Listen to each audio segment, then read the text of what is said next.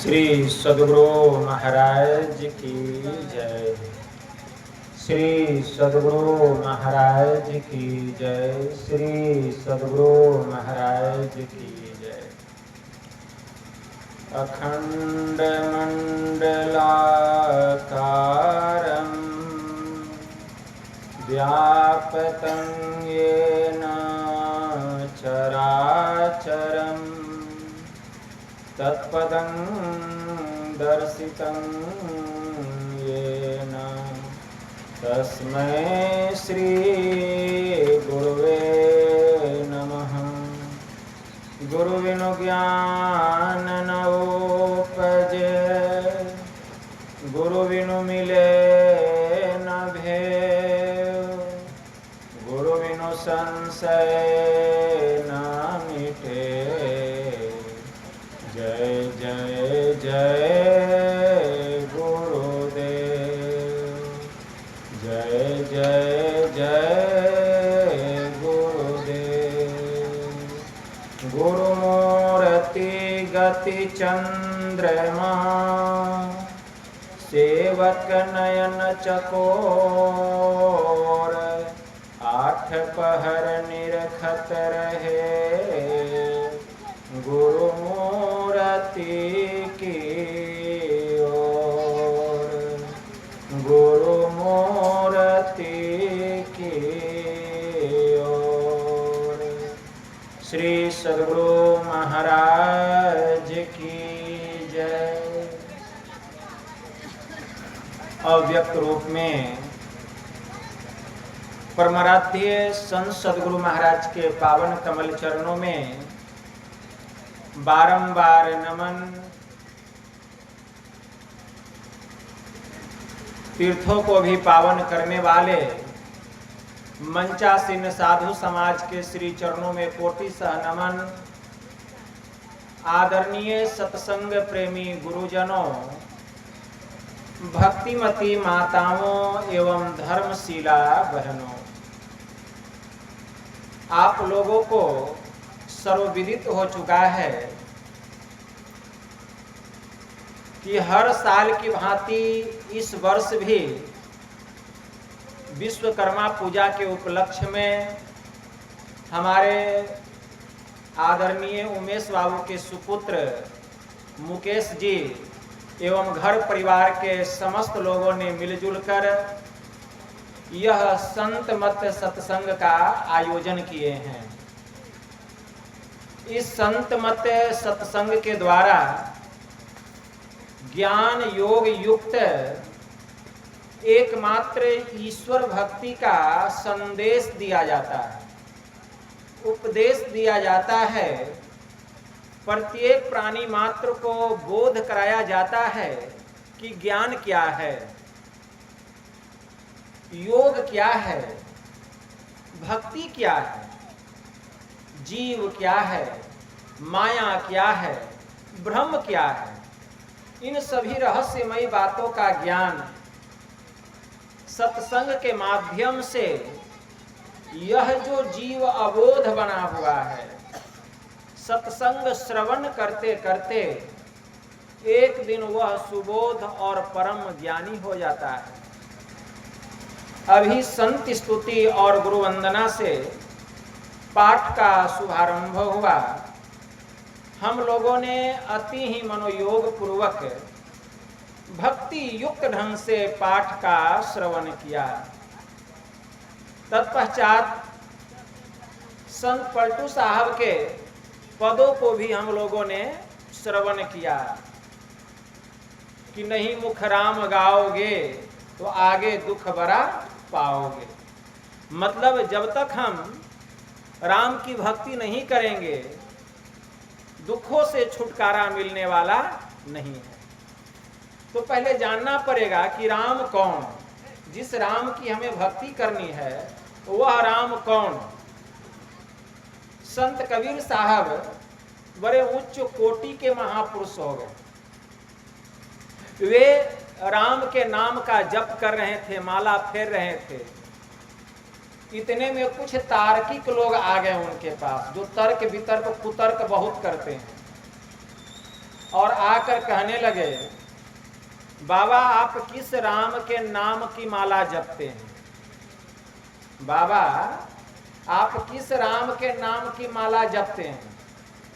बाबा भी बड़े गंभीर हो गए कि किस राम के नाम की माला, मतलब? तो तार्किक लोग कहते हैं बाबा राम 4 प्रकार के हैं। एक राम दशरथ घर बोले, एक राम घट घट डोले, एक राम का सकल जग पसारा, और एक राम जो सबसे न्यारा। तो बाबा आप बतलाइए आप किस राम के नाम की माला जपते हैं? तो बाबा कहते हैं मेरा भी तुम लोगों से एक सवाल है, उसका जवाब दे दो तो मैं तुम लोगों को बतला दूंगा कि मैं किस राम के नाम की माला जपता हूं। तो तार्किक लोग कहते हैं कहिए बाबा। तो संत कबीर साहब कहते हैं कि एक बाप तेरी दादी का छोरा, एक बाप बुआ तेरे, एक बाप तेरी दादी का छोरा और एक बाप बुआ तेरे भाई का, एक बाप जो कि तेरी नानी का जमाई, एक बाप तेरी नानी का जमाई। और कहते हैं कि एक बाप पति तेरी माँ का। तो बता तेरे कितने बाप हैं मेरे भाई? कहते हैं संत कबीर साहब कि अब तुम बतलाओ कि तुम्हारे कितने बाप हैं? तो कहते हैं एक पिता तेरी दादी का छोरा, तो एक पिता तो वो है जो कि तेरी दादी का पुत्र है, और एक पिता बुआ, एक पिता जो है तेरी बुआ का भाई, और एक पिता तेरी नानी का जमाई, और एक पिता पति तेरी माँ का। तो अब बतलाओ तेरे कितने पिता है मेरे भाई? तो अब जितने तार्किक लोग थे आपस में तर्क वितर्क करने लग गए। अब तर्क वितर्क करने लगे तो तर्क वितर्क करके कहते हैं कि बाबा जो पिता मेरी दादी का छोरा वही पिता मेरी बुआ का भाई, और जो पिता मेरी बुआ का भाई वही पिता पति मेरी माँ का, और जो पिता पति मेरी माँ का वही पिता मेरी नानी का जमाई। तो पिता तो एक है। तो संत कबीर साहब कहते हैं कि ठीक उसी प्रकार जो राम दशरथ घर बोले वही राम घट घट डोले, और जो राम घट घट डोले उसी राम का सकल जग पसारा, और जो राम का सकल जग पसारा वही राम सबसे न्यारा।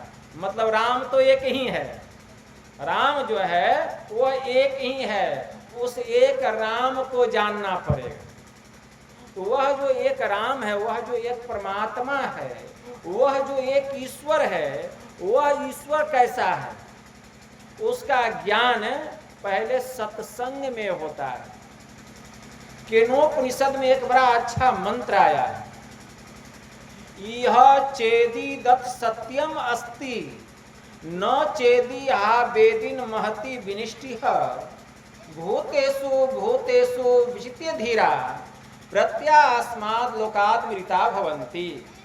अगर इस जन्म में ब्रह्म को जान लिया तब तो बहुत अच्छा है, लेकिन अगर उसे नहीं जान पाया तब तो बहुत भारी हानि है।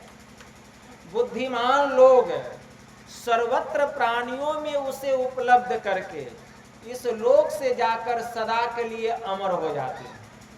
मतलब उस एक परमात्मा को अगर हम बौद्धिक रूप में भी, बौद्धिक मतलब सुन करके भी अगर जान लें तब तो बहुत अच्छा है। क्योंकि ईश्वर का ज्ञान दो तरह से होता है, एक होता है जानकर और दूसरा होता है पहचान कर। तो जानकर जो ज्ञान होता है उसको अधूरा ज्ञान कहा गया, और पहचान कर जो ज्ञान होता है उसको पूरा ज्ञान कहा गया। तो इस संत मत के सत्संग में ईश्वर के संबंध में जान करके ज्ञान होता है। हम कुछ कह रहे हैं, आप सुन रहे हैं, तो सुन करके जो ज्ञान हो रहा है वह जान कर ज्ञान है। तो यह अधूरा ज्ञान है, इतना ज्ञान से काम नहीं चलेगा, पहचान करके भी ज्ञान प्राप्त करना पड़ेगा। लेकिन पहले जानकर ही ज्ञान नहीं हुआ तो पहचान करके ज्ञान कहाँ से होगा? तो ईश्वर के स्वरूप में जानना चाहिए, जानना चाहिए कि वह ईश्वर कैसा, वह ईश्वर कैसा, वह कहाँ रहता है, वह किस प्रकार मिलता है। हमारे गुरु महाराज के गुरु थे परम संत बाबा देवी साहब। बाबा देवी साहब मुरादाबाद में रहते थे और उस समय उनकी उम्र महज 7 वर्ष की थी। परम संत बाबा देवी साहब के मुरादाबाद अताई मोहल्ले में जहाँ रहते थे, वहीं पर आर्य धर्म के प्रवर्तक स्वामी दयानंद सरस्वती जी महाराज का आगमन हुआ। जब आगमन हुआ तो सब लोग उनका दर्शन करने के लिए जा रहे थे। पूरे गांव के लोग की भीड़ लगी हुई थी दर्शन करने के लिए। जब परम संत बाबा देवी साहब को पता चला कि कोई बहुत बड़े स्वामी जी आए हैं, तो इनके भी मन में हुआ कि हमको भी चलकर उनका दर्शन करना चाहिए। तो ये अपनी माता के पास आते हैं और कहते हैं, माँ मैं भी जा रहा हूँ स्वामी जी का दर्शन करने। तो इनकी माता जी कहती है कि बेटा अगर वे इतने बड़े स्वामी हैं तो अवश्य ही कुछ नक्षत्र विद्या जानते होंगे, ज्योतिष विद्या जानते होंगे, इसीलिए तुम अपने साथ अपनी जन्म कुंडली भी लेते जाओ और स्वामी जी को दिखा करके पूछना कि हमारे सब ग्रह गोचर अच्छे हैं ना। का ठीक है माँ। माँ उनको इनकी जन्म कुंडली दे देती है। अब ये जन्म कुंडली लेकर जाने लगे तो रास्ते में इनके चाचा जी मिल गए। कहें कि बेटा चलो मैं भी तुम्हारे साथ जाऊंगा। दोनों चाचा भतीजा स्वामी दयानंद जी महाराज का दर्शन करने के लिए चल दिए। जब उनके पास पहुंचे तो परम संत बाबा देवी साहब अपने बाएं हाथ के कांख में जन्म कुंडली दाब करके सोचे कि दोनों हाथ जोड़ के प्रणाम कर लेंगे। जैसे ही प्रणाम करने लगे तो स्वामी दयानंद सरस्वती वो जन्म कुंडली खींच लेते हैं पकड़ करके और पूछते हैं कि पहले यह बतलाओ कि यह क्या है। तो परम संत बाबा देवी साहब कहते हैं, स्वामी जी यह मेरी जन्म कुंडली है, मेरी माता जी हमको दे करके भेजी है। आप इसको देखिए और देख करके बतलाइए कि हमारे जितने ग्रह गोचर हैं सब ठीक है ना। इतने में स्वामी दयानंद सरस्वती उस बालक से पूछ बैठते हैं, बतलाओ तुम किसको मानते हो, तुम्हारा विश्वास किसके ऊपर में है। परम संत बाबा देवी साहब कहते हैं, स्वामी जी मैं एक ईश्वर को मानता हूँ और मेरा विश्वास बस एक परमेश्वर पर ही है। इतने में स्वामी दयानंद सरस्वती पुनः प्रश्न करते, बतलाओ वह ईश्वर कैसा, वह ईश्वर कैसा, वह कहाँ रहता है और वह किस प्रकार मिलता है। अब बताइए बालक कितने साल का है? 7 वर्ष का। परम संत बाबा देवी साहब मात्र 7 वर्ष के। और विषय कितना गहन, प्रश्न कितना गहन है। जैसे स्वामी दयानंद सरस्वती पूछते हैं, परम संत बाबा देवी साहब बेहिचक जवाब देते हैं कि स्वामी जी वह ईश्वर कैसा। तो कहते हैं कि वह ईश्वर सबसे बड़ा, वह ईश्वर सबसे बड़ा और सबसे सूक्ष्म होने के कारण हम सबके घट घट में वह रहता है। कहाँ रहता है? तो हम सबके घट घट में रहता है। और वह कैसे मिलता है? तो तत्वज्ञ गुरु के द्वारा वह जाना जाता है। तत्वज्ञ गुरु के द्वारा वह जाना जाता है। और परम संत बाबा देवी साहब एक पद गा करके सुनाते हैं। उसी समय वह पद भी लिख लिए थे। देखिए 7 वर्ष के थे। क्या? मेरा मालिक मतलब हमारा मालिक सबके माही, सब में है और सबते न्यारा, ऐसा अद्भुत साईं, जो गुरु मिले तो भेद बतावे, अब बिनु गुरु दर्श न पाई, सबते बड़ा छोट सब ही ते, आ घट घट रहा समाई, आ जा घट प्रगट होए दर से, ता घट की बलि बलि जाई, रूप रंग आकार न वाके, वेद नेति कर गाई, आ देवी कस कस वाही वखाने, अरे कहन सुनन में नाही। परम संत बाबा देवी साहब कहते हैं कि स्वामी जी हमारा जो मालिक है वह सबके भीतर में है। घट घट मोरा साइया सुनी सेज न कोई, एक भी ऐसा शरीर नहीं है जिसमें कि वह नहीं है। तो हमारा मालिक सबके माही, सब में है वह परमात्मा, वह राम सब में है, और सब में रहते हुए सबसे कितना बाहर है इसका कोई अनुमान नहीं लगा सकता। सबते न्यारा ऐसा अद्भुत साईं, जो गुरु मिले तो भेद बतावे। जब तक संतों के शरण में नहीं जाएंगे, सदगुरु के शरण में नहीं जाएंगे, उसके रहस्य का पता चलने वाला नहीं है, उस पर से पर्दा उठने वाला नहीं। जो गुरु मिले तो भेद बतावे, अब बिनु गुरु दर्श न पाई, सबते बड़ा वह परमात्मा सबसे बड़े है, छोट सब ही थे और सबसे सूक्ष्म भी है, और सब घट रहा समाई, इसलिए सबके घट घट में है, लेकिन सब घट की बलिहारी है। परमात्मा सब शरीरों में है, लेकिन सब शरीर की बलिहारी नहीं है। बलिहारी किस शरीर की है?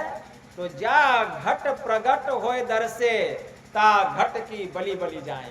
जिन्होंने अपने भीतर में उस परमात्मा का अप्रोक्ष ज्ञान प्राप्त कर लिया है, उस प्रभु को अपने भीतर में प्रकट कर लिया है, उसी शरीर की बलिहारी है, और वह शरीर पूजनीय है, पूजने योग्य है। जा घट प्रगट होए दर से, ता घट की बलि बलि जानी, रूप रंग आकार न वाके, वह परमात्मा ऐसा है, उसका न कोई रंग है, न रूप है, न आकार है, न प्रकार है। रूप रंग आकार न वाके, वेद नेति कर गाई, वेद उसके संबंध में कहता है, उस ब्रह्म के संबंध में, उस राम के संबंध में, उस ईश्वर के संबंध में। इति नहीं, इति नहीं, इति नहीं, मतलब जिसका अंत ही नहीं है, जो अनंत है। अनंत का मतलब बहुत नहीं समझ लीजिएगा, अनंत का मतलब है जिसकी कोई सीमा नहीं है, जो असीम है, जो अनंत है। वेद नेति कर गाई, देवी कस कस वाही वखाने, कहन सुनन में नाही। परम संत देवी साहब बखान करते हैं, वह परमात्मा ऐसा न तो वह कहने में आने वाला है, न सुनने में आने वाला है। इसीलिए संत कबीर साहब ने कहा, जस कथिए तस होत नाही, जस है तैसा सोए, कहत सुनत सुख उपजे, अरु परमारथ होए, बिंद नाद से अगम अगोचर, 5 तत्व से न्यार, 3 गुणन से भिन्न है, पुरुष अलख अपार, नैना बनी अगोचरी, सर्वनम करनी सार, बोलन के सुख कारणे कहिए सृजन हार। वह परमात्मा ऐसा है। संपुट माही समाइया, सो साहब नहीं होए, सकल मार में रमी रहया, मेरा साहब सोए, रहे निराला मारते, सकल मार के माही, कबीर सेवे तासु को, दूजा कोई नाही, मेरा साहब एक तू, दूजा कहा न जाए, दूजा साहब जो कहूँ साहब खरा रिसाए, जाके मुंह नहीं माथा नहीं, नहीं रूपक रूप, अपुप बास थे पतला, ऐसा तत् अनुप। वह परमात्मा ऐसा है। जिस ईश्वर की हमें भक्ति करनी है, वह ईश्वर ऐसा है। संत कबीर साहब कहते हैं, स्वरूप अखंडित व्यापी चैतन्य चेतन, ऊंचे नीचे आगे पीछे दाहिने बाएं अनन्य, बड़ते बड़ा छोटे छोटा, मीही ते सब लेखा, सबके मध्य निरंतर वह साईं, दृष्टि दृष्टि सो देखा। चाम चश्म सो नजरी न आवे, अखोजू रूह के नैना, अचुन चगुन वजुद न मानो, ते सुभा नमुना ऐना। जैसे ऐना सब दर्शावे, जो कुछ भेष बनावे, जो अनुमान करे साहब का, सो साहब दर्शावे। जाही रूह अल्लाह के भीतर, ते ही भीतर के ठाई। अरे रूप अरूप हमारी आस है, हम तो दुनहों के साईं। जो कोई रूह आपने देखा, सो परमारथ को पेखा। कहे कबीर स्वरूप हमारा, साहब का दिल देखा। तो जिसने अपनी आत्मा को जान लिया, उसने परमात्मा को पहचान लिया। इसलिए अगर प्रभु को जानना है तो पहले अपने को जानना पड़ेगा। परम संत बाबा देवी साहब जब यह दोहा सुनाते हैं, पद सुनाते हैं, तब स्वामी दयानंद सरस्वती जी महाराज क्या कहते हैं? अच्छा यह बतलाओ, तुम किसी देवालय में जाकर, शिवालय में जाकर, ठाकुरवाड़ी में जाकर, तुम किसी ठाकुरवाड़ी में जाकर ठाकुर जी की पूजा भी करते हो? तो परम संत बाबा देवी साहब कहते हैं, स्वामी जी आप किस ठाकुरवाड़ी की बात करते हैं? आप किस ठाकुरवाड़ी की बात करते हैं? हमारा जो यह शरीर है, यह जिंदा ठाकुरवाड़ी। हमारा जो यह शरीर है, यह जिंदा ठाकुरवाड़ी है। गर्दन तक इसका पहला भाग, सिर तक इसका दूसरा भाग, और चोटी जो है इसका कलश है। और इसके भीतर में 33 कोटि देवी देवता सहित परम पिता परमात्मा निवास करते हैं। इसके भीतर में गाजे बाजे बजते हैं, ब्रह्म ज्योति का आरती होता है और ब्रह्मनाद का घंटा बजता है। ब्रह्मनाद का घंटा और ब्रह्म ज्योति की आरती होती है। आप ऐसे ठाकुरवाड़ी को छोड़कर हमें किस ठाकुरवाड़ी में जाने के लिए कह रहे हैं?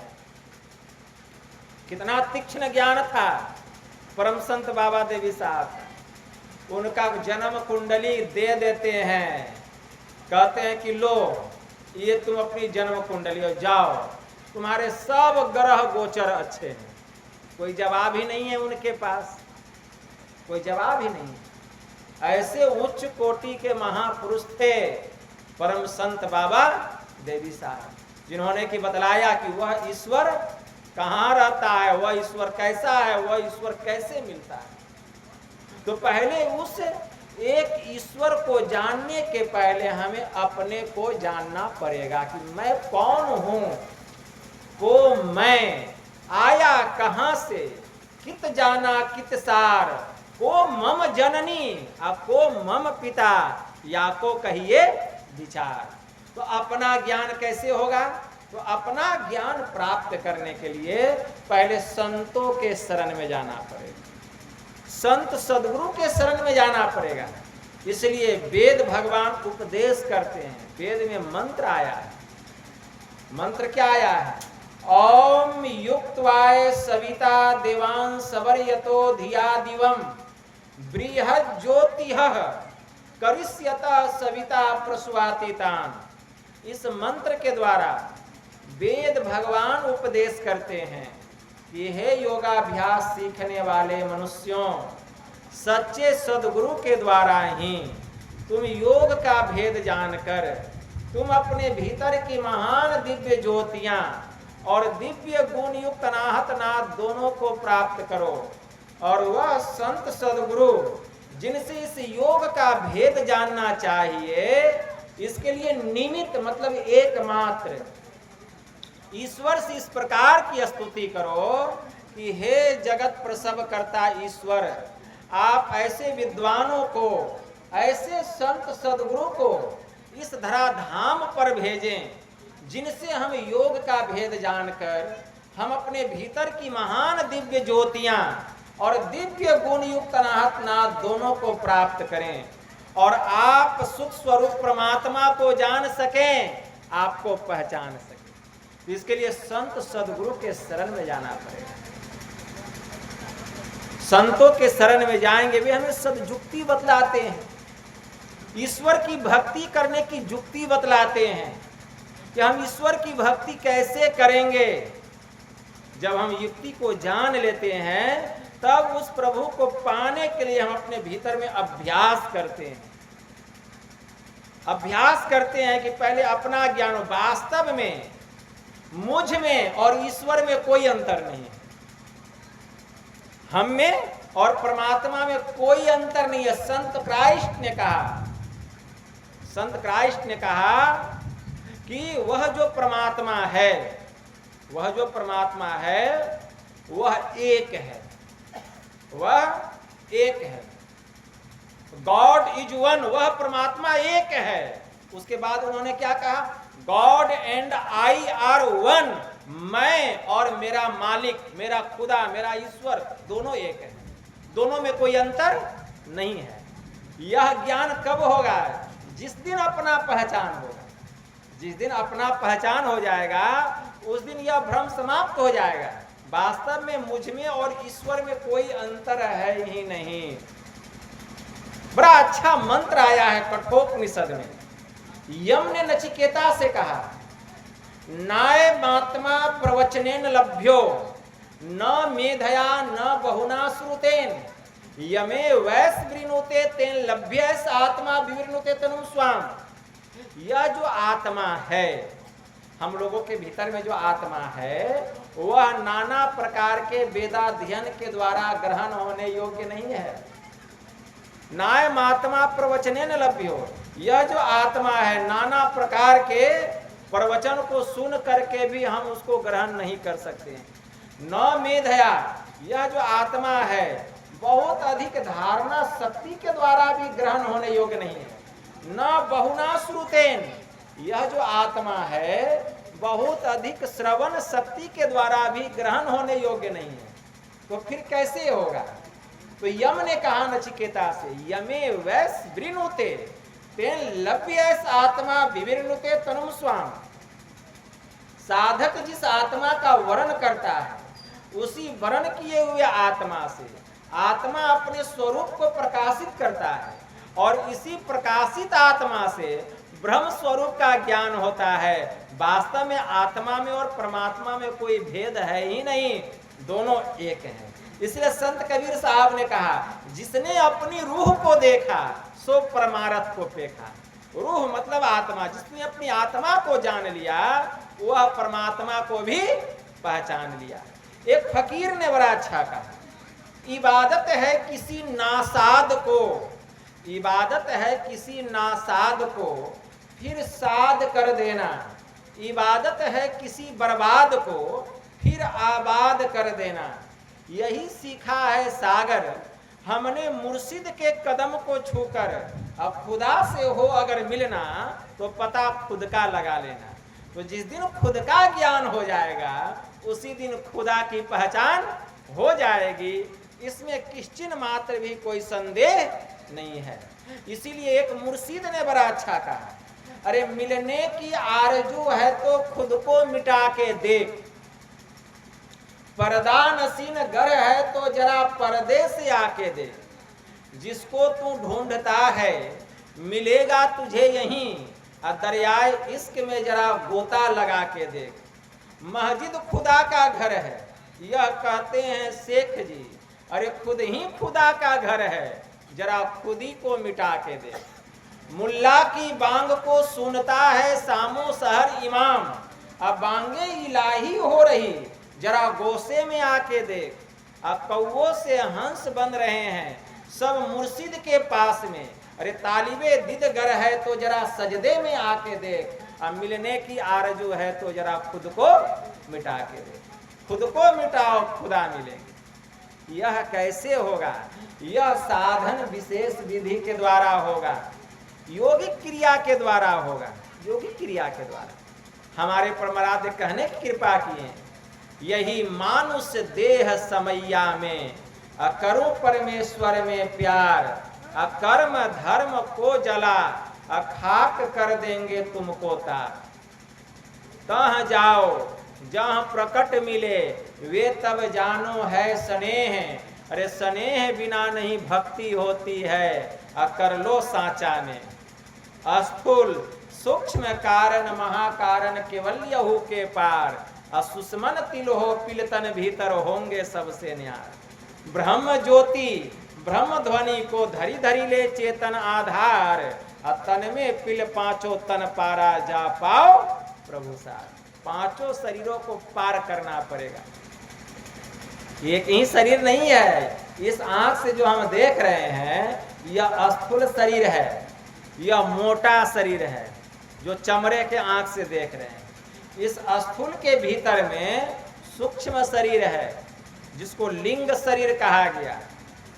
उसके भीतर में कारण शरीर है, कारण के भीतर महाकारण है, महाकारण के भीतर केवल्य है। तब शुद्ध चिदानंद में देह तुम्हारी, तब वह विशुद्ध चेतन आत्मा, ठीक है ना, परम प्रकाशित हो रहा है।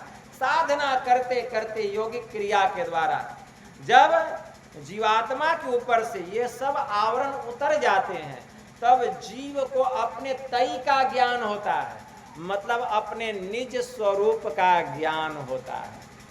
अभी निज स्वरूप का ज्ञान कहाँ से हो रहा है? निज स्वरूप का ज्ञान होता है। यह एक दिन की बात नहीं है, 2 दिन की बात नहीं है, 1 साल 2 साल की बात नहीं, 1 जन्म की बात नहीं, कितना जन्म लग सकता है। यह काम करना है, लेकिन यह काम सरल नहीं है, बहुत कठिन काम है। इस संसार में यही काम कठिन है, ईश्वर की भक्ति करके ईश्वर को पाना। बाकी सब काम आसान है। दुनिया में जितने काम हैं सब इंसान कर सकता है, लेकिन ईश्वर की भक्ति करके ईश्वर को प्राप्त कर लेना यह काम नामुमकिन तो नहीं है, लेकिन मुश्किल जरूर है, कठिन जरूर है। इसीलिए गोस्वामी जी ने विनय पत्रिका में लिखा, रघुपति भगति करत कठिनाई, कहत सुगम करनी अपार, जानई सो जेहि बनी जाई, जो जेहि कला कुशल, ता कह सुलभ सदा सुखकारी, असफरी सन्मुख जल प्रवाह, सुर सरी बहे गज भारी, जो सरकरा मिलई सिकता मह, बलते नहीं बिल गावे, अति रसज्ञ सूक्ष्म पिपीलिका, बिनो प्रयासहीन भावे, सकल दृश्य निज उदर मैली, सोवई निद्रा तजी जोगी, सोई हरिपद अनुभवई परम सुख, अतिशय द्वैत वियोगी, शोक मोह भय हरस दिवस निसी, अदेश काल तह नाही, तुलसी दास यही दशाहीन, असंशय निर्मूल न जाए। गोस्वामी जी ने विनय पत्रिका में कितना अच्छा लिखा है कि संसार में सब काम आसान है, लेकिन परमात्मा की भक्ति करना यही काम कठिन है। लेकिन कठिन किसके लिए है? जो इस कला में निपुण नहीं है। गोस्वामी जी लिखते हैं, रघुपति भगति करत कठिनाई, कहत सुगम, कहने में तो बड़ा सहज है, बड़ा आसान है, कहत सुगम करनी अपार। करके देखिए, ध्यानाभ्यास करने के लिए बैठते हैं, मन कहाँ कहाँ भागता है। जब ध्यान करने के लिए बैठते हैं, मन कहाँ, Norway, Sweden, Patna, Delhi, Calcutta, China, जो नहीं कभी सोचे थे वो सब सोचने लगता। जहाँ कहीं नहीं गए थे वहाँ मन चला जाता है। फिर ख्याल आता है, हम क्या कर रहे थे और कहाँ हम चले गए। बताइए, क्या करने के लिए बैठे थे, कहाँ चले गए।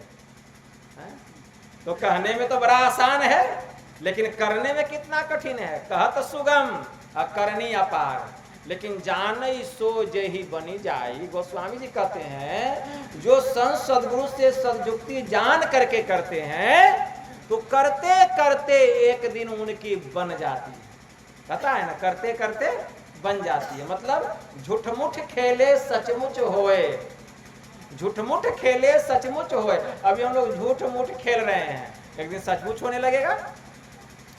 बचपन में हम जब छोटे थे तो मिट्टी का चावल बनाते थे, मिट्टी का दाल, मिट्टी का सब्जी, और एक पंक्ति से सबको बैठा देते थे। मिट्टी का ही चावल परोस दिए, मिट्टी का दाल, मिट्टी का सब्जी, और सब खा भी लिया। फिर बच्चे लोग आते थे, माता पिता से खाना मांगते थे, तो माँ कहती थी अरे अभी तो तुम लोग दाल भात सब्जी खा के आए हो।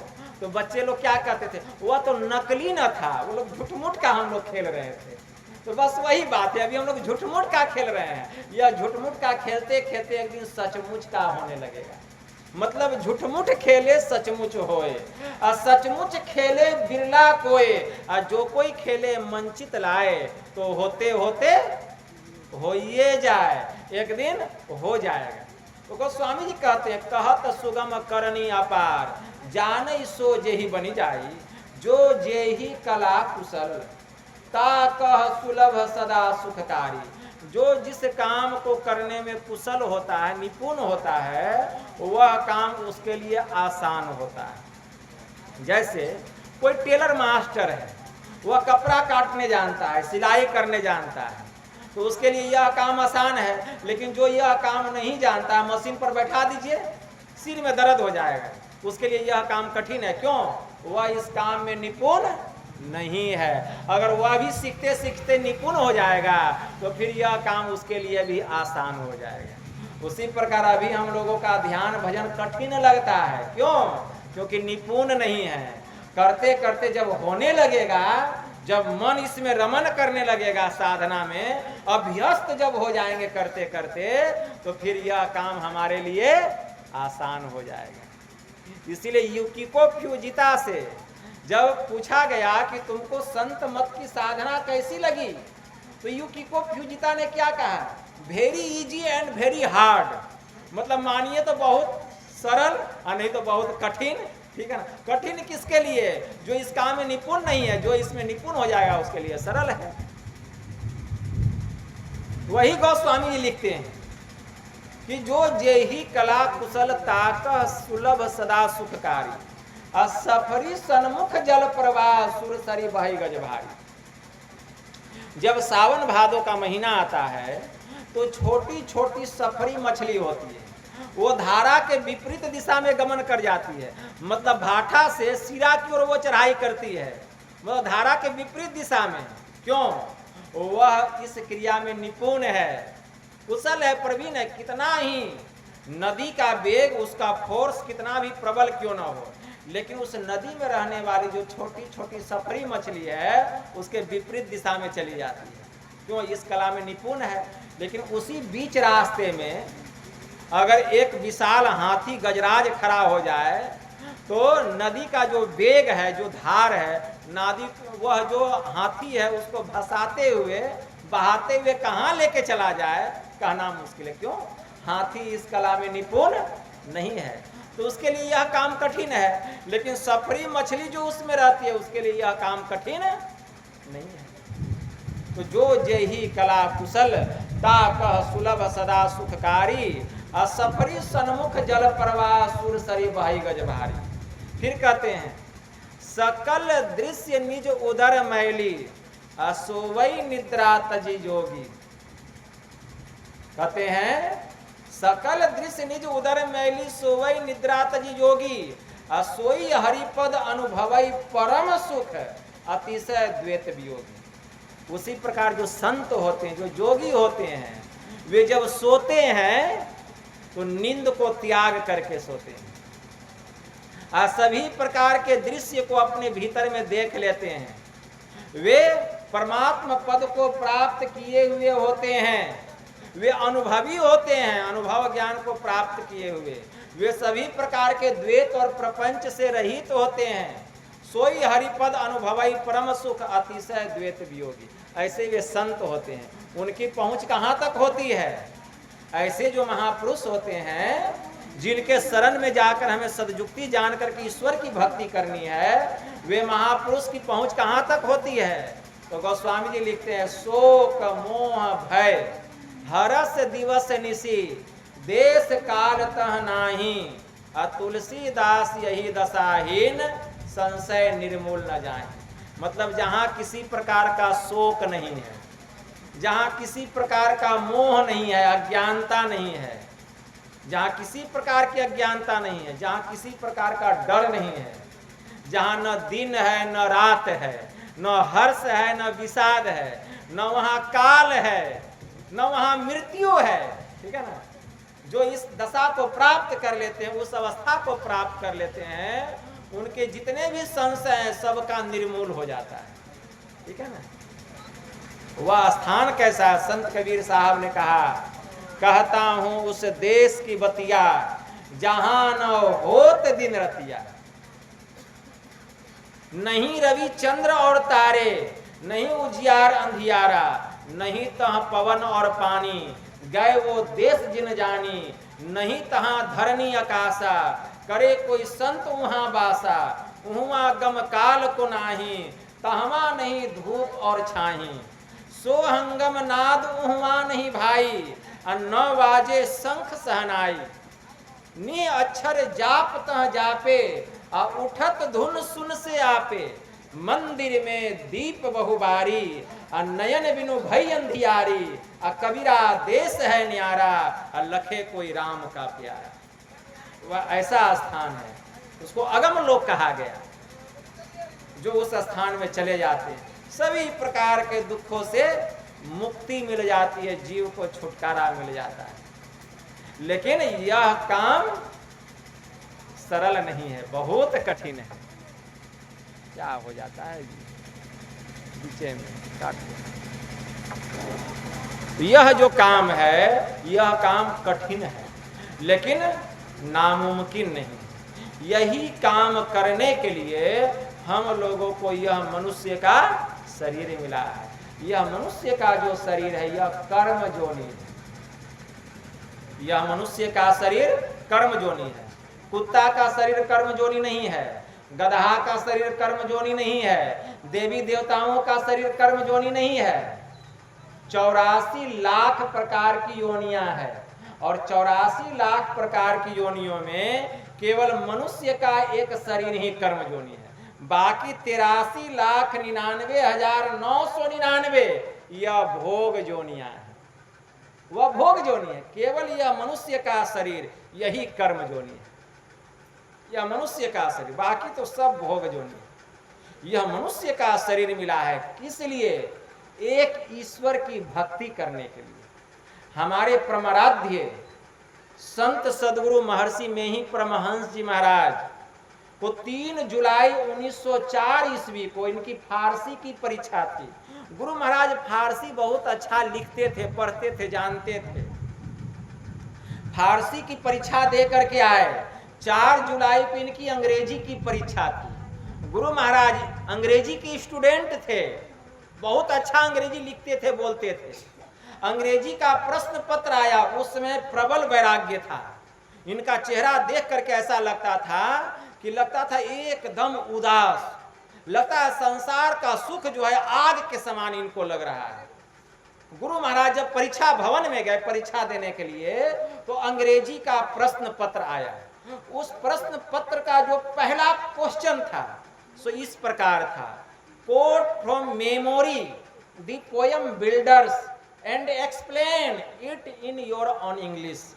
मतलब अपने स्मरण शक्ति से बिल्डर्स नामक पद की व्याख्या अंग्रेजी में करें। गुरु महाराज के मन मस्तिष्क में हुआ कि बिल्डर्स का अर्थ होता है निर्माण करता, और परमात्मा से बड़े निर्माण करता दूसरा और कौन हो सकता है। इसीलिए उन्होंने 4 पंक्तियां अंग्रेजी में लिखी।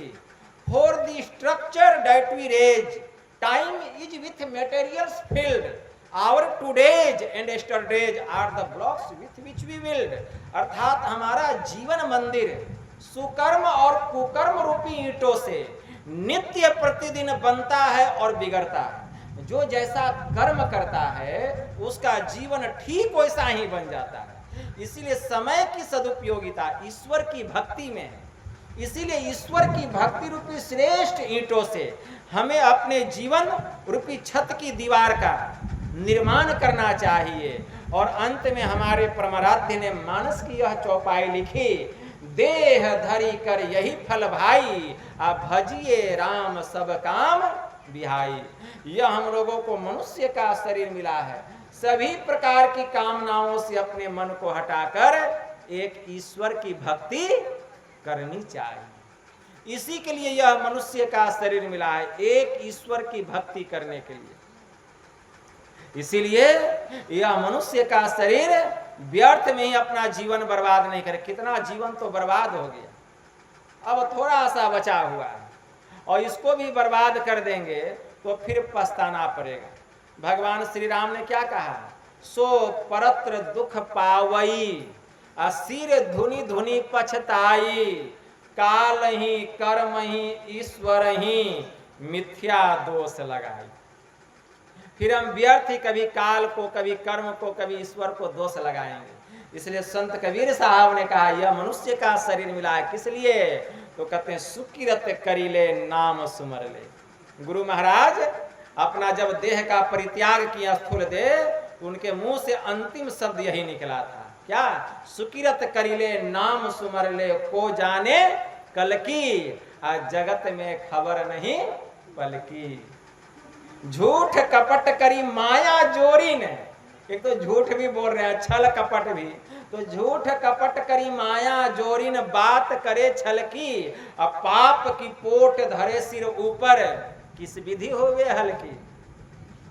काया अंदर हंसा बोले खुशियां कर दिल की, जब यह हंसा निकली जाएंगे मट्टी जंगल की। काया अंदर हंसा बोले, काया अंदर हंसा बोले, इस शरीर के भीतर में हंस है जीवात्मा रूपी, ठीक है ना। तो कहते हैं संत कबीर साहब कहते हैं कि काया अंदर हंसा बोले खुशियां कर दिल की, जब यह हंसा निकली जाएंगे मिट्टी जंगल की। काम क्रोध मद लोभ निवारो, याही बात असल की, अज्ञान वैराग दया मन राखो, कहे कबीर दिल की। इसलिए सुकिरत करी ले, मतलब प्रभु के नाम का सुमिरन करी ले, सुमिरन कर ले, सुकिरत करी ले, नाम सुमर ले। कल किसने देखा है, कल क्या होगा, आछे दिन पाछे गए, हरि से किया न हेत, अब पछताए होत क्या, जब चिड़िया चुग गई खेत। फिर पछताने से कुछ नहीं होगा। इसीलिए यह मनुष्य का शरीर है, यह कर्म जोनी है। हमारे गुरुदेव कहते हैं यही मानुष देह समैया में करूं परमेश्वर में प्यार। यह मनुष्य का शरीर परमेश्वर की भक्ति करने के लिए मिला है, इसकी जुक्ति हम जाने। इसीलिए हमारे गुरुदेव कहते हैं कि इसकी अगर जुक्ति जानना चाहते हो तो कहाँ जाओ, तो कहते हैं तह जाओ जहाँ प्रकट मिले वे तब जानो है स्नेह, स्नेह बिना नहीं भक्ति होती है, कर लो साचा ने। अगर प्रभु की भक्ति करके प्रभु को पाना चाहते हो तो वहाँ जाओ जहाँ जाने पर परमात्मा का दर्शन होता है, जहाँ प्रभु का दर्शन होता है, तब हम समझेंगे तुमको परमात्मा से सच्चा प्रेम है। लेकिन इसके लिए क्या करना पड़ेगा, गुरु महाराज कहते हैं कि इसके लिए सुषुम्ना में प्रवेश करना पड़ेगा। स्थूल सूक्ष्म कारण महाकारण केवल यहू के पार, अगर इसके पार जाना चाहते हो तो सुषुम्न तिलोहो पिलतन भीतर, सुषुम्ना में प्रवेश करो, इसकी युक्ति जानो। सुषुम्ना की युक्ति कौन बताएंगे, संत सदगुरु। अभी देखिए कितना सत्संग हो रहा है, कथा हो रहा है, केवल मानस जप और मानस ध्यान तक, सुषुम्ना का पता ही नहीं है। कोई बतला रहे हैं जिस रास्ते से होकर यह जीवात्मा परमात्मा तक का सफर तय करता है, वह रास्ता कितने को पता है। शास्त्र में यह ज्ञान भरा हुआ है, लेकिन जो कामिल मुर्शिद हैं, जो संत सदगुरु हैं, वही यह रास्ता बतलाते हैं, और सब नहीं बतला सकते हैं। सुषुम्ना में प्रवेश करने की विद्या यही ब्रह्म विद्या है। भगवान महायोगेश्वर श्री कृष्ण ने अर्जुन से कहा, अर्जुन तद्विधि प्राणिपातेन परिप्रश्नेन सेवया उपदेशयन्ति ते ज्ञानम अज्ञानिन अश्व तत्वदर्शिनः, कि तत्वदर्शी महापुरुषों के शरण में जाओ, उनको दंडवत प्रणाम करो, कुछ दिनों तक उनकी सेवा करो, खिदमत करो, गुलामी करो। जब तुम्हारी सेवा से वे प्रसन्न हो जाएंगे तब ये तुमको ब्रह्म ज्ञान का रहस्य बतलाएंगे, आत्मज्ञान का रहस्य बतलाएंगे। और उस विद्या को जानकर जब तू ध्यान करेगा, पहले तुझे अपने स्वरूप का ज्ञान होगा, तदंतर मेरे स्वरूप की पहचान होगी, और तू सदा के लिए दुखों से छूट जाएगा। तो संतों के शरण में जाना पड़ेगा।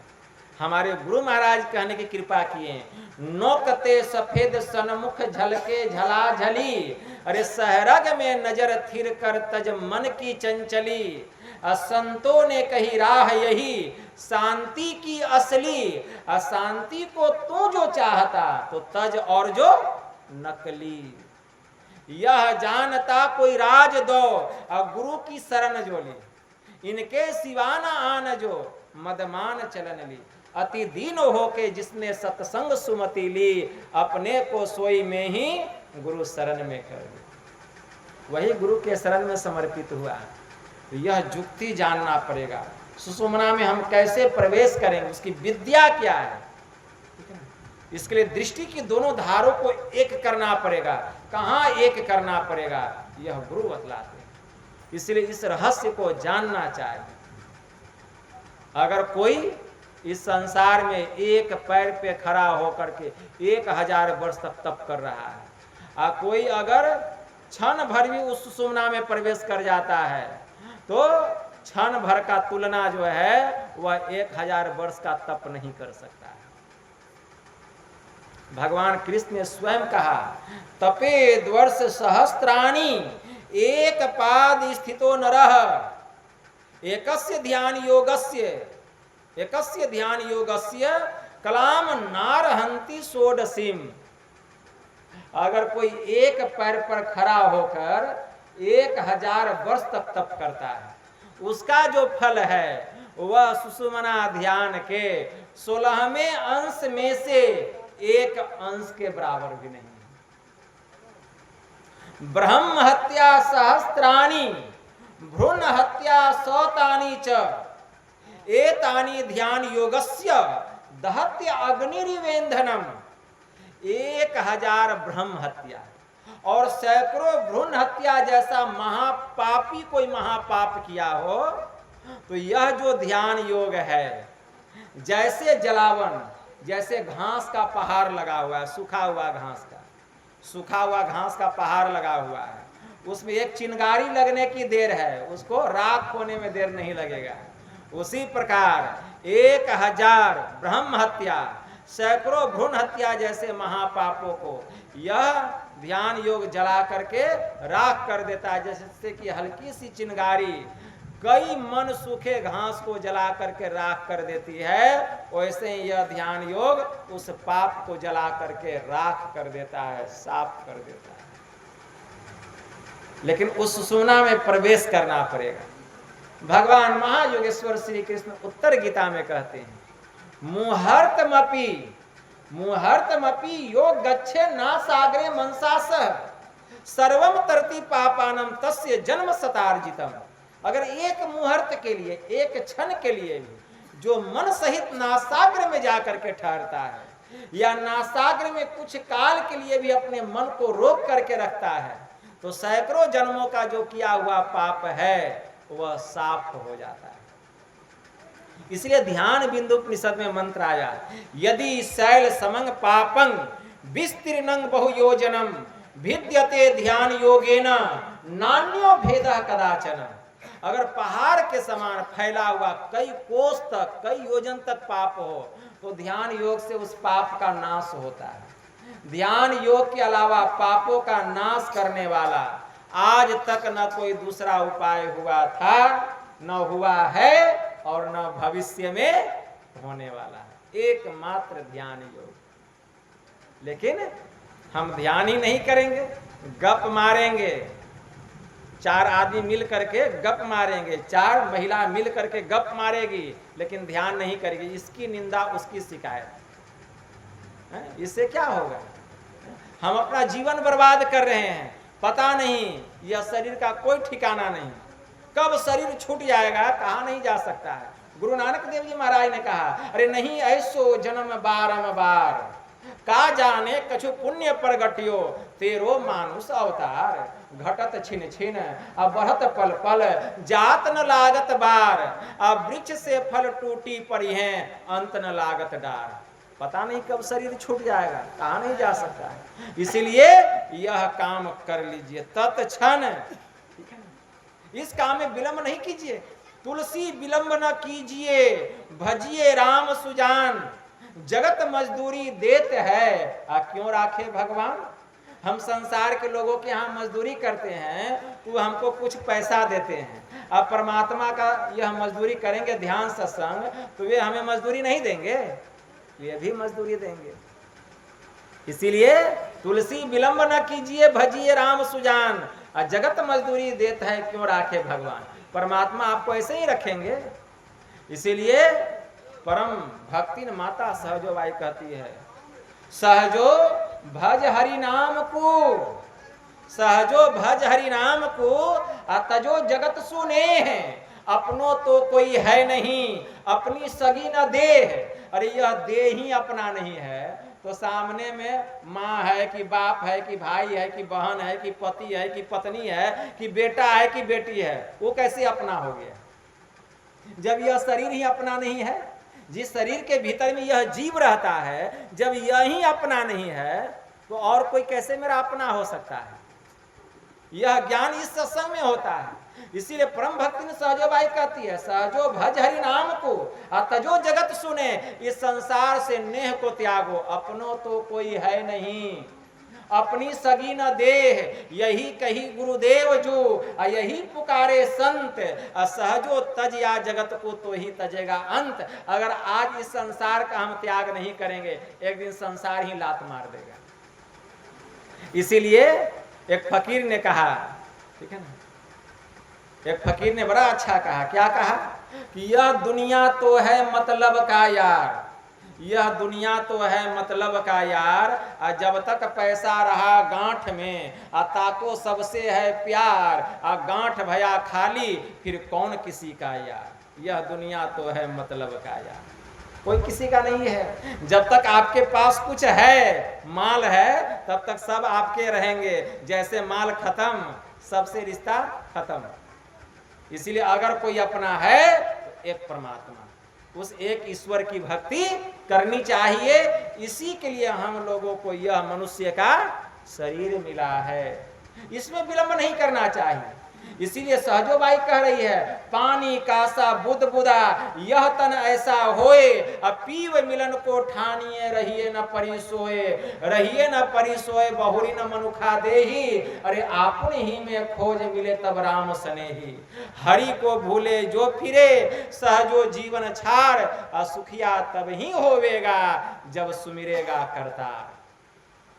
अगर सुखी होना चाहते हो तो एक करतार की भक्ति करो, एक ईश्वर की भक्ति करो। संत पलटू साहब बड़े उच्च कोटि के महापुरुष हो गए। उनकी वाणी में आया, चोला भया पुराना आज फटे की काल है, आज फटे की काल है, तेहू पे है ललचाना। यह शरीर किसी का 60 साल का, किसी का 70 साल का, किसी का 40 साल, किसी का 50 साल, किसी का 10, किसी का 20, मतलब शरीर पुराना होते जा रहा है। चोला भया पुराना, चोला मतलब शरीर। आज फटे की काल है, आज फटे की काल, तेहू पे है ललचाना। तीनों पन गए बीत, लेकिन भजन का मरम न जाना। नख सिख भय सफेद, तेहू पे नाही चेते, जोरी जोरी धन धरे, गला औरन कारेते। अब का करी हो यार, जब काल ने किया तगादा, चले न एको जोर, आए जब पहुंचा बादा। पलटू तेहू पे लेत है माया मोह जंजाल, चोला भया पुराना आज फटे की। इसीलिए इसे नेह मत रखिए, भक्ति कीजिए, भक्ति कीजिए। भक्ति करने की युक्ति जानिए। वेद में मंत्र आया, तीसरा मंत्र वेद भगवान उपदेश कर रहे हैं। क्या कर रहे हैं? ओम प्रहंसा संस्त्रीपला बगनो मक्षा माद अस्तंग वृषगणा आयासुह अंघोषिनम पवमानम सखायो वानम प्रवदंती साकम। वेद भगवान कहते हैं, इस मंत्र के द्वारा उपदेश करते हैं कि हे मनुष्यों, इस देह में बसने वाले कांति स्वरूप आत्मा को उपदेश करते हैं कि हे जीवात्माओं, जो उत्तम और अचल समाधि के साधक होते हैं, जिन्होंने की त्रिगुणादिकों को पार करके दूध में मिले हुए जल को हंस के पृथक पृथक करने के सामर्थ्य की तरह सत्यासत्य निर्णय करने में जो परम हंस योगी है, जो अत्यंत तेज से युक्त होकर सब देहों में एक समान ईश्वर के सर्वव्यापक और रमणीय अनाहत नाद को प्रत्यक्ष करने का लक्ष्य करके अपने भीतर में अप्रकट रूप से उस सोम रस को जो योगाभ्यास द्वारा प्राप्त करते हैं, आप सब भी उसका अनुकरण करें। मतलब ऐसे महापुरुषों के शरण में जाएं। वे महापुरुष बतलाएंगे कि हम कैसे ईश्वर की भक्ति करेंगे, तत्व का ज्ञान कैसे होगा। क्योंकि तत्व के ज्ञान से मतलब आत्मज्ञान से बढ़कर इस संसार में कोई दूसरा ज्ञान नहीं है। बृहतंत्र सार में एक बड़ा अच्छा मंत्र आया है, ज्ञानान मोक्षम वाप्नोति तस्माज ज्ञानम प्राप्त परम अतो यो ज्ञान दाने ही न अक्षम अस्तम त्यजेत गुरुम। बृहतंत्र सार कहता है ज्ञानान मोक्षम वाप्नोति तस्माज ज्ञानम प्राप्त परम, मतलब ज्ञान से मोक्ष मिलता है, ज्ञान से मोक्ष मिलता है। इसलिए ज्ञान से दुर्लभ और कोई दूसरी वस्तु नहीं है। अतो यो ज्ञान दाने ही न अक्षम अस्तम त्यजेत गुरुम, जो गुरु ज्ञान दान देने में समर्थवान नहीं है, ऐसे गुरु का त्याग कर देना चाहिए। मनु स्मृति में एक बड़ा अच्छा मंत्र आया है। मनु भगवान उपदेश करते हैं, सर्वे सामपि चैते समात्म ज्ञानम परम अस्मृतम तद्य गर्यम सर्व विद्यानाम प्राप्यते है मृतम ततः। सभी विद्याओं में आत्मविद्या, सभी ज्ञानों में आत्मज्ञान सबसे श्रेष्ठ ज्ञान। यह अज्ञानता को नाश करती है, यह अज्ञानता रूपी अंधकार को नाश करने वाली और मुक्ति रूपी अमृत को प्रदान करने वाली। इसीलिए तत्व को जानना चाहिए, तत्व ज्ञान प्राप्त करना चाहिए। इसी के लिए हम लोगों को यह मनुष्य का शरीर मिला है। इसलिए भेद यह गुप्त पाना किसी ग्रंथ से है असंभव, समझ लो किसी संत से। यह गुप्त ज्ञान है, सदग्रंथों में भरा हुआ है, लेकिन सदग्रंथों को पढ़ लेने से ज्ञान होने वाला नहीं है। इसके संतों के शरण में जाना पड़ेगा। बिन दया संतन की मैं ही जानना इस राह को, अब हुआ नहीं अब होता नहीं वो होनहारा है नहीं। इसलिए हम संतों के शरण में जाएं और संतों के शरण में जाकर इस विद्या को जानें। यह अनमोल खजाना है, धरोहर है। इस खजाना को हासिल करना चाहिए और इस काम में लग जाना चाहिए। संत महापुरुष ये नहीं कहते हैं कि आप संसार का काम छोड़ दीजिए, संसार में भी रहिए, लेकिन अपने मन को उस परमात्मा में लगा के रखिए और इस तन को संसार में लगा करके रखिए। मतलब देह धरी कर यही फल भाई, अब भजिए राम सब काम बिहाई। इस तरह से हमें संसार में रहना चाहिए, खीरा के जैसा। जैसे खीरा ऊपर से सलगा रहता है लेकिन भीतर से 3 फांक रहता है, उसी तरह ऊपर से सबसे मिल के रहिए लेकिन भीतर से फटे हुआ रहिए, सबसे अलग होकर के। भीतर से एक परमात्मा से, एकदम परमात्मा से लग रही, उसकी भक्ति में डूबे हुए रहिए। देखिए फिर हमारा काम संपन्न हो जाएगा। बोलिए प्रेम से श्री सद्गुरु महाराज की जय। समय भी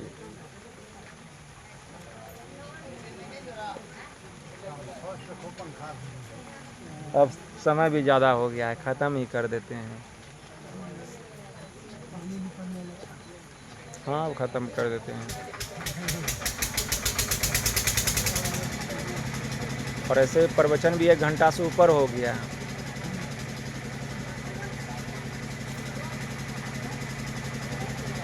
प्रवचन के समय तो तार काट कूट करना ही नहीं चाहिए।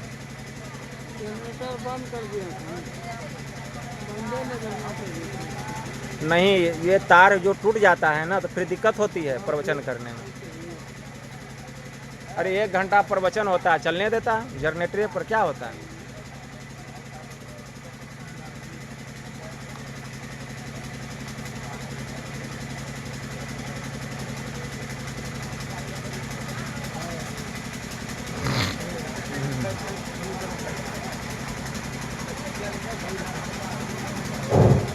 श्री सद्गुरु महाराज की जय। तो समय भी बहुत हो चुका है, बारिश का भी मौसम है और मैं यही थोड़ा सा आप लोगों की सेवा में कहा, बस इतना ही कहकर मैं अपनी वाणी को यहीं विराम देता हूँ। बोलिए प्रेम से श्री सद्गुरु महाराज की जय। सुबह भी सत्संग होगा, अब ये खत्म हो गया ना? हाँ, सुबह भी होगा। तो सुबह कितना बजे होगा? 6 बजे?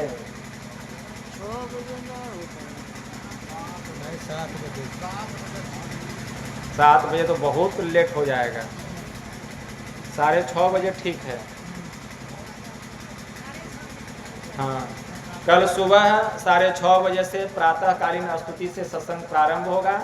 आप लोग अधिक से अधिक संख्या में आएंगे। अंतिम पाली का सत्संग है और सत्संग से लाभ उठाएंगे, क्योंकि फिर हम भी यहाँ से 9 साढ़े 9 बजे निकल जाएंगे। बोलिए प्रेम से श्री सद्गुरु महाराज की जय। ठीक है।